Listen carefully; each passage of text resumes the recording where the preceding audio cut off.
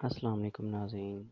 آج کی قسط نمبر 7 سلطان جلال محمد خارم شاہ قبرنی دولت ثمانیہ سن 877 سے لے کر سن 999 آل سمان کا مورث اعلیٰ ایک شخص تھا جو اپنے آپ کو بحران چوبین کی نسل سے بتاتا تھا۔ سمان بلخ کے روسا میں سے تھا، لیکن کچھ حالات ایسے ہو گئے کہ وہ ترک وطن پر مجبور ہو گیا۔ اسد بن عبداللہ حاکم خراسان نے خلیفہ مہدی کے زمانے میں پشت پناہی کی۔ سمان دین زرتشتی کا پیرو تھا، لیکن اسد بن عبداللہ کا اس قدر شکر گزار تھا کہ نہ صرف یہ کہ اسد کی تلقین پر وہ ہلکا بگوش اسلام ہو گیا تھا، بلکہ اپنے ایک بیٹے کا نام اس کے نام پر اسد رکھا۔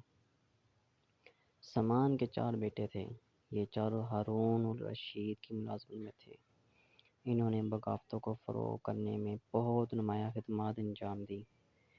مامون رشید کا سمان اور اس کی اولاد پر مہربان ہونا کوئی تعجب کی بات نہ تھی۔ ناظرین کرام، چنانچہ مامون نے ان چاروں بھائیوں کو خدمات کے سلسلے میں اعلیٰ الترتیب انہیں سمرقند، فرغانہ، شاش اور ہرات کی حکومت دے دی۔ ان بھائیوں میں احمد سب سے زیادہ کامیاب رہا۔ جب اس کا بھائی فوج نوح فوت ہوا تو اس نے سمرقند اور کاشغر کے علاقے میں بھی اپنی حکومت شامل کر لی، لیکن کچھ عرصے بعد حکومت کو اپنے بیٹے کے سپرد کر کر کوشاں تشنی اختیار کر لی۔ نصر تخت نشین ہوا تو اس نے اپنے چھوٹے بھائی اسماعیل کو بخارا کی حکومت دے دی تھی۔ تھوڑے ہی عرصے بعد دونوں بھائیوں کے درمیان لڑائی چھڑ گئی، جس میں اسماعیل کو فتح ہوئی اور نصر اسیر ہو گیا، لیکن اسماعیل نے برادرانہ شفقت سے کام لے کے نصر کو آزاد کر دیا اور اس کی حکومت بھی اس کو دے دی۔ نصر نے سن 892 کو وفات پائی تو سمرقند کا صوبہ اسماعیل کی سلطنت میں شامل ہو گیا۔ عہد ثمانیہ کی مستقل حکومت اسماعیل ہی سے شروع ہوتی ہے۔ اسماعیل نے جب 907 میں صفاری حکومت کو ختم کیا تو خلیفہ بغداد نے اسماعیل کی خدمات کے صلے میں خراسان، ترکستان اور ماوراء النہر کی حکومت بھی اسے دے دی۔ اسماعیل نے بخارا کو اپنے دارالسلطنت بنایا۔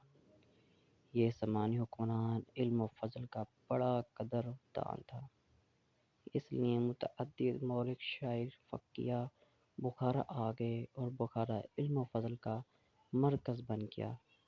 اسماعیل نے 7-8 سال حکومت کی اور اس کی وفات کے بعد ابو النضیر احمد بن اسماعیل سمانی باب کا جانشین ہوا۔ اسماعیل کی سیرت: اسماعیل اپنی عادات کے اعتبار سے نہایت شریف اور توکل اللہ شخص تھا۔ جہانگیری کے ساتھ جانبانی کے اصول سے بھی خوب واقف تھا۔ رعایا اس سے بہت خوش تھی اور اس نے اپنے طرز عمل سے اس بات کا کافی ثبوت بہم پہنچا دیا تھا کہ وہ ایران کے شریف خاندان سے تعلق رکھتا تھا۔ احمد بن اسماعیل، اس نے تخت نشین ہو کر اپنے عزیزوں اور رشتہ داروں کو اپنی بد اخلاقی سے ناراض کر دیا۔ 6 سال بعد حکومت کے بعد یہی غلاموں کے ہاتھوں میں سن 920 میں قتل ہوا۔ احمد کے بعد اس کا بیٹا نصر بن احمد سمانی 8 سال کی عمر میں تخت پر بیٹھا۔ یہ بالکل اپنے دادا اسماعیل کا نمونہ تھا۔ اس نے تھوڑے ہی عرصے میں اپنی سلطنت کی حدود کو وسیع کر کے رکاکم اور اصفہان کو سلطنت ثمانیہ میں شامل کر لیا۔ اس نے 23 سال تک بڑے دبدبے سے حکومت کی۔ یہ وہی تاجدار ہے جس کے دربار کا ملک الاشرا رود کی تھا، جو فارسی شاعری کا بابا اعظم سمجھا جاتا تھا۔ نصر 943 میں وفات ہوا۔ نصر کو سمانی عہد کا المامون سمجھا جاتا ہے۔ نصر کے بعد اس کا بیٹا تخت نشین ہوا۔ اس کے عہد سلطنت ثمانیہ کا زوال آنا شروع ہوا اور اس نے سن 997 میں وفات پائی۔ دولت ثمانیہ کا زوال نوح کے بعد اس کے بیٹے عبد الملک تخت نشین ہوا۔ اس نے اپنے بیٹے ممالک مقبوضہ کے جنوبی حصے یعنی صوبہ خراسان کی گورنری پر اپنے سردار اسبغ زین کو مامور کیا۔ آخری 7 سال حکومت کرنے کے بعد چوکان کھیلتے ہوئے گھوڑے سے گر کر فوت ہوا۔ اس کے بعد اس کا بھائی منصور تخت نشین ہوا۔ اس نے رکن الدوا دین علمی کی بیٹی سے شادی کی اور عراق و فارس کے صوبے اس کی سلطنت میں شامل کر دیے گئے۔ اس کا وزیر ابو علی بن محمد تھا جس نے تاریخ تبری کا ترجمہ فارسی میں کیا تھا۔ منصور بن نوح نے 15 سال حکومت کی۔ منصور کی وفات کے بعد اس کا بیٹا ابو القاسم نوح ثانی تخت نشین ہوا۔ اس کے تخت نشین ہوتے ہی اس کے درباریوں نے بغاوتیں برپا کر کے بغرا خان کو، جو کہ ترکی قبائل کا سردار تھا، بخارا پر حملے کی دعوت دی۔ بخارا خان نے اپنے صدر مقام کاشغر سے کوچ کر کے بخارا پر حملہ کر دیا۔ نوح کو شکست ہوئی اور بخارا پر بغرا خان کا قبضہ ہو گیا، مگر بغرا خان جلد ہی راہی ملک عدم ہوا، لہٰذا نوح نے پھر بخارا کی حکومت سنبھالی اور بغرا کی فوج واپس چلی گئی۔ نوح نے اپنی سلطنت کو مضبوط کیا اور اس کی سازشی امراء بھاگ کر خراسان آ گئے اور دلمی حکمران فخر الدولہ کو اپنے ساتھ ملانے میں کامیاب ہو گئے۔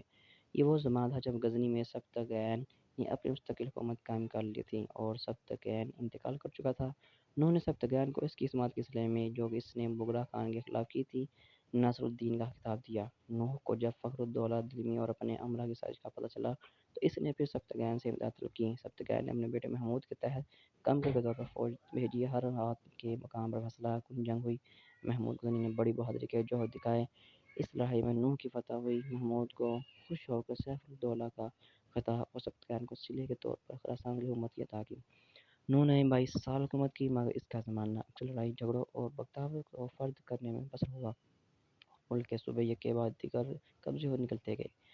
نوح ثانی کے بعد اس کا بیٹا منصور ثانی تخت پر بیٹھا۔ منصور کے عہدے میں ان کے امراء نے، جو اس کے باپ کے لیے موجب عزیز رہتے تھے، اس کو بھی پریشان رکھا اور شکست دے کر بخارا سے بے دخل کر دیا۔ پھر انہوں نے اسی بادشاہ کو تسلیم کر کے امور سلطنت اپنے اختیار میں لے کر خراسان کا علاقہ ایک اور حاکم کو سونپ دیا، لیکن محمود نے اس نئے حاکم کو خراسان سے بھگا خود قبضہ کر لیا۔ اسی عرصے میں امیروں نے منصور کو تخت سے اتار کر اندھا کر دیا اور اس کے بھائی عبداللہ مالک ثانی کو تخت پر بٹھا دیا اور اس کے ساتھ ملا کر محمود پر حملہ آور ہوئے، لیکن شکست کھا کر واپس بخارا آ گئے۔ اس کے بعد اہل خان علی سبکتگین، جو کہ حاکم کاشغر اور بغرا خان کا جانشین تھا، نے خوارزم پر حملہ کر کے بخارا فتح کر لیا اور آخری سامانی تاجدار میں عبد المالک کو اسیر کر کے قید کر دیا اور جس نے قیدی ہی وفات پائی۔ عبد المالک کا ایک اور بھائی منفر بھیس بدل کر بخارا سے فرار ہوا اور چند روز تک قزاقوں کی ایک جماعت کے ساتھ رہ کر بعد میں قتل ہوا۔ اس طرح سامانی خاندان اور اس کی دولت و حکومت کا خاتمہ ہو گیا۔ سامانی حکمرانوں کی عالمی اور ادبی سرگرمیاں خراسان اور ماوراء سامانیوں کے تصرف میں تھے۔ یہ لوگ اس بات پر بڑا زور دیتے تھے کہ ہم بہرام سامانی کی اولاد سے ہیں۔ فردوسی شاہنامہ کا مؤلف پہلے سامانیوں کے یہ سایہ عاطف میں ہی زندگی بسر کرتا رہا اور یہ سچ ہے کہ سمرقند، بلخ، نیشاپور اور بخارا میں گویا واقعی ادب اور فنون کا احیا ہو گیا۔ افراد سیاح پرانا سمرقند میں خدائیاں ہوئی تو ان سے معلوم ہوتا ہے کہ اس عہد کی کوزہ گری مقبول و مشہور تھی۔ دیہاتی فنکاروں کے بنا ہوئے ظروف اور چینی کے برتنوں کے مشابہ روغنی برتن دریافت ہوئے۔ سامانیوں کے عہد حکومت کوزہ گروں اور ظروف پر نقش نگار بنانے کا فن و اسلوب اس طرح برتا کہ عراقی صنعت کاروں سے بالکل مختلف نظر آتا ہے۔ نقش و نگار کے لیے برتن یا کوزے کی سطح یوں تیار کی جاتی ہے کہ سرخ مٹی کے برتنوں پر پہلے پھڑیا مٹی کی تہ دی جاتی ہے۔ کھریا سفید بھی ہوتی تھی اور ارغوانی سیاہ بھی اور زرد بھی۔ سکے سے جو روغن نکلتا وہ کوزوں پر لگا کر پکایا جاتا تو نقش و نگار کے رنگ پھیل جاتے۔ یہ دیکھ کر کوزے گروں نے یکے رنگوں کی تہ جما دینا شروع کر دی۔ اس قسم کی کوزہ گری کے کئی نمونے ملتے ہیں۔ لوورے میں جو تشتری وہ اس زمانے کی سادہ سی بے تناہ لیکن نفس و ہنرمندی کا عمدہ نمونہ، اور اسے دیکھ کر معلوم ہوتا ہے کہ اگر چالاک کوزہ گر ظروف کی روغنی سطح پر نگیلوں نقش نگار بناتے تھے اور کمال کرتے تھے، لیکن سامانی عہد کے فنکار بھی اپنے خاص اسلوب سے کام لے کر کوزہ گری کی زیبائی و کمال میں عروج پہنچا دیتے تھے۔ اس تشتری کے علاوہ جو نمونے ملے وہ نسبتاً اتنے سادہ نہیں ہیں بلکہ رنگ و شوق ہیں۔ اس ارغوانی زردی مائل سب سے کام لے کر کوشش کی گئی ہے کہ چمکدار اور مجلہ سطح کا اثر پیدا کیا جائے۔ جس تشتری کا اوپر ذکر کیا گیا ہے اس پر نقش و نگار نہیں ہے، صرف خط خفی میں عبارات درج ہیں اور ان کا رنگ ارغوانی مائل سیاہ ہے۔ دوسرے نمونوں میں مختلف قسم کے نقش و نگار ملتے ہیں، مثلاً عبارات، نقش خرمہ، پرندے، سامانی زمانے کے سامان، آرائش، پرچوں، عبارات خودی ان کے اقتباسات وغیرہ بعد میں ایسا ہوتا ہے کہ جب زمانے کو زوال پذیر ہوئے تو یہ فن بھی ساتھ ہی زوال ہو گیا۔ خلفائے عباسی کے عہد میں کوزہ گری کو معراج کمال پر پہنچانے والے سامانی عہد کے ایرانی فنکار ہی تھے۔ 10ویں اور 11ویں صدی سے ایران میں کوزہ گری کا ایک اور اسلوب بھی مغربی علاقوں میں رائج تھا۔ وہ یہ کہ سرخ مٹی کے ظروف پر روغن کرتے تھے اور نقش کھڑیا مٹی میں کھود کر بناتے تھے۔ سامانیوں کے عہد جو کہ دہات کا کام ہوا وہ بھی بہت ترقی یافتہ تھے۔ اس عہد کے 2 چاندی کے کرابے بھی ملے ہیں جنہیں دیکھ کر اس کے عہد کے کمال فن کا سراغ ملتا ہے۔ ایک کرابے پر ابھاروا کا کام ہے لیکن پورا نخل خرما اور کہیں نصف دکھایا گیا ہے، دوسرے پر بھی پرندوں کی ابھار تصویریں بنائی گئی ہیں۔ ناظرین کرام، اگر آپ کو یہ ویڈیو اچھی لگی ہو تو چینل کو ضرور سبسکرائب کیجیے گا، دعا میں یاد رکھیے گا، بہت سارا پیار دیجیے گا۔ اللہ حافظ۔